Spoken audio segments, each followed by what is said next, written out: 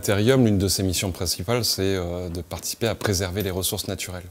Concrètement, c'est plus en invitant encore une fois des personnes à avoir accès à un plus large panel de matériaux de bonne qualité et de bonne quantité, d'arriver à inspirer le réemploi. Alors il y a des personnes qui travaillent dans le domaine artistique ont souvent un peu ce souci pour la matière, la noblesse des matériaux et puis les faire perdurer. Donc c'était faire rencontrer les potentiels ressources qu'on pouvait trouver dans les institutions culturelles genevoises et puis trouver une demande, mettre cette demande en face pour arriver à ce qu'on puisse donner seconde vie à le plus de matériaux possible et éviter du gaspillage de matière.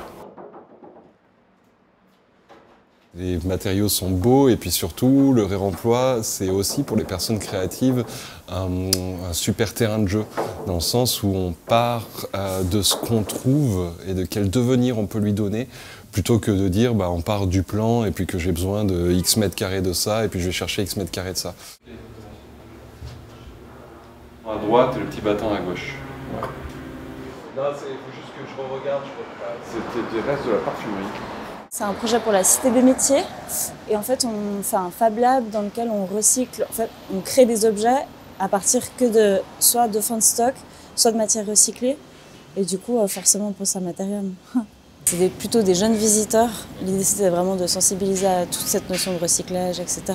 Oui mais là c'est presque, on dirait que c'est neuf, on dirait que c'est complètement neuf, ouais. Super. D'accord, merci. Belle structure métallique, elles sont jolies, hein, comme ça. Hein.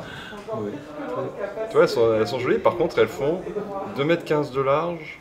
Matérium propose surtout des services aux architectes et aux maîtres d'ouvrage qui ont des bâtiments à rénover ou à démolir.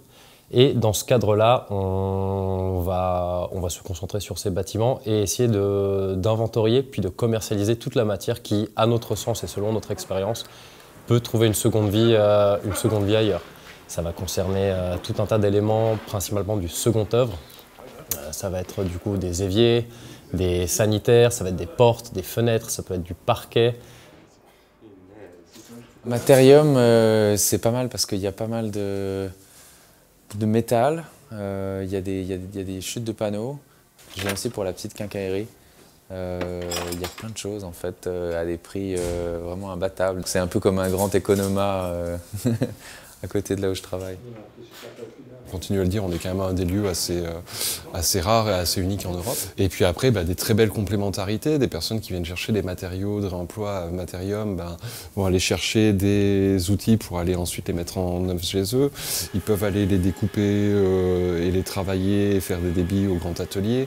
Ils peuvent aller les faire graver ou faire de la découpe plus technique avec des machines de découpe. Aujourd'hui, on est très heureux de pouvoir arriver à proposer tous ces services au même endroit. Il faut savoir que le réemploi de matériaux, qui était quelque chose de commun dans la construction, est complètement universel jusqu'à la moitié du siècle passé. Parce que les matériaux étaient extraits, ça coûtait énormément d'énergie, du coup personne n'aurait pensé à jeter des vieilles briques parce qu'elles étaient juste vieilles.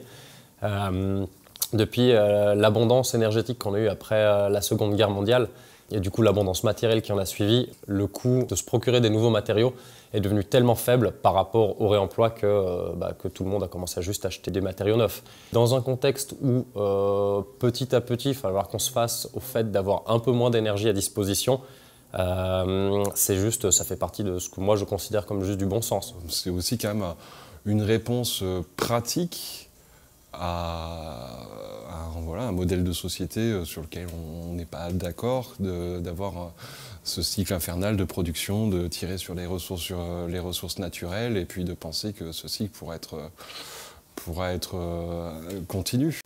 Alors les maîtres d'ouvrage sont en général assez contents d'apprendre qu'on peut récupérer une partie de leurs matériaux, principalement parce que eux, ça leur permet de baisser un peu leur coût de démolition parce que c'est tout un tas d'éléments qui étaient censés aller à la benne et que nous, on arrive à sortir et c'est toujours un petit gain qui est intéressant.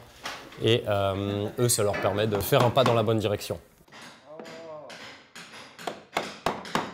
C'est une expérimentation de récupération in situ avec un groupe de bénévoles motivés. Et puis nous, on va récupérer du parquet à chevron en frêne. On a une centaine de lames à récupérer. On est une équipe l'équipe d'Annick avons acheté un chalet récemment ensemble, en coopérative, pour pouvoir le partager tous ensemble. Et on essaye de réaliser ce projet en récupérant un maximum de matériaux. Et donc on s'est mis en contact avec le Matérium qui nous a indiqué qu'ils avaient un super parquet à disposition et si on venait aider à le déposer, on pouvait avoir des prix super. Donc pour aussi dans une idée de réemploi de la matière qui correspond à l'idée de notre projet. Le principe aujourd'hui, c'est que typiquement ce genre de parquet qui a une valeur patrimoniale, dans le modèle économique existant, c'est pas possible de le faire démonter par des entreprises, le reconditionner pour le revendre à un prix qui reste attractif. Donc aujourd'hui, on est évidemment loin d'un système économique et d'une pratique qui est installée et qui fonctionne, mais vu que personne ne le fait, eh ben, on essaye.